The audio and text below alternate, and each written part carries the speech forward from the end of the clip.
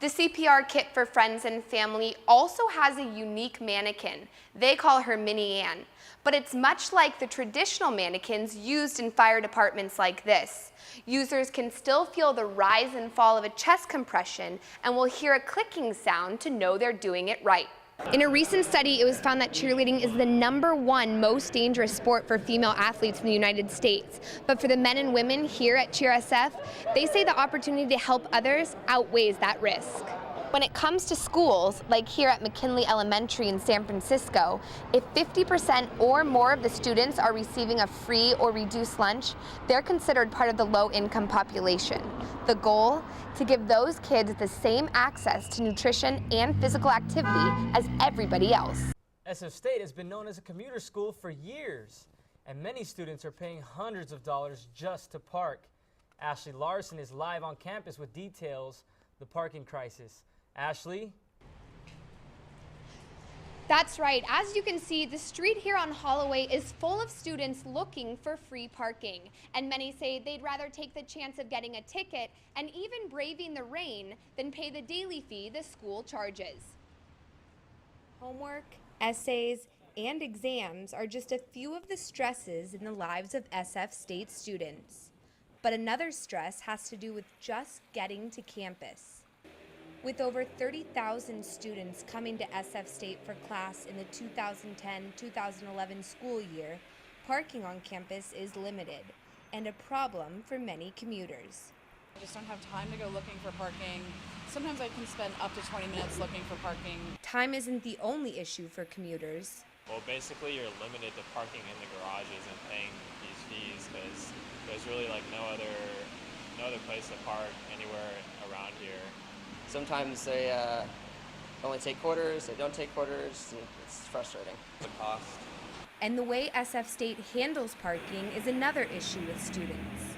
Out of the 23 campuses in the California State University system, SF State is the only school that does not sell a parking permit good for either the quarter, semester, or the full school year.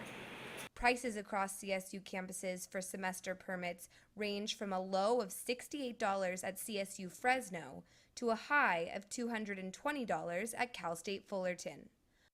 Many students say that even if the school sold a permit for a high price, it would still be a good buy because of the convenience it would add to parking on campus. SF State Parking and Transportation declined to do an interview on camera, but said in an email there's simply not enough room to sell permits to students that don't live on campus. They also said it's a daily struggle to keep the permit machines working, and it costs up to $50,000 a year in maintenance. Even with this expense, many students say the machines are consistently broken. Live in San Francisco, I'm AshleyLarson, State of Events. In the state of California, we are very advanced in terms of wellness and what we serve kids and how we serve them. And I know there's a big national kickoff by the First Lady, but sometimes I get frustrated because come out here, come see our kitchen. We're doing this already. Arlinda Marvin, the Director of Food and Nutrition Services for Jefferson Union High School District, says that the schools in her district have already implemented changes to make meals at schools healthier. And one way they have done this is cooking meals from fresh ingredients. Christy Hildreth has been a cook at Jefferson High School for over 13 years, and in this time she has seen the changes firsthand. When I came into the school, there was a lot of prepackaged foods, and we've sort of turned it around to some home-style cooking. Home-style cooking is using ingredients that you would use in your home. You can control the amount of spices that you use, sodium to meet the government guidelines. Jefferson has also incorporated a program called the Feast of the Month, which highlights a different ethnic food done in a healthy way. But lunches aren't the only way kids can learn about healthier lifestyles in school.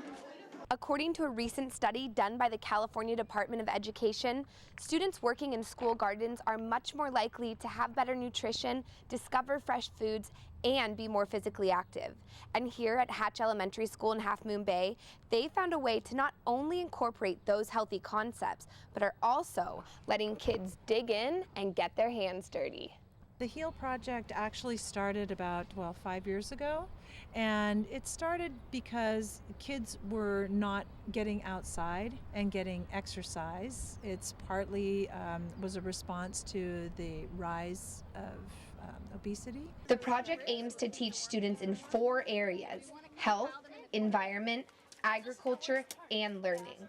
It also combines working in the garden with in-classroom nutrition, which allows children to taste what they have grown and try out some new recipes. What's happened is they sort of get these skills to make certain things. So they get a little repertoire of things that they can make even on their own. And then they'll go home and they'll go into their kitchen for their parents and make dinner for their moms and dads. Lunches and gardens are just 2 of the ways to get healthier schools. But Mrs. Obama's Let's Move campaign is also hoping to improve standards for school food quality, increase participation in meal programs, physical activity, and nutrition education. Schools or parents that are interested in how to start these types of programs can find ideas and information at www.letsmove.gov. In Half Moon Bay, AshleyLarson, State of Events.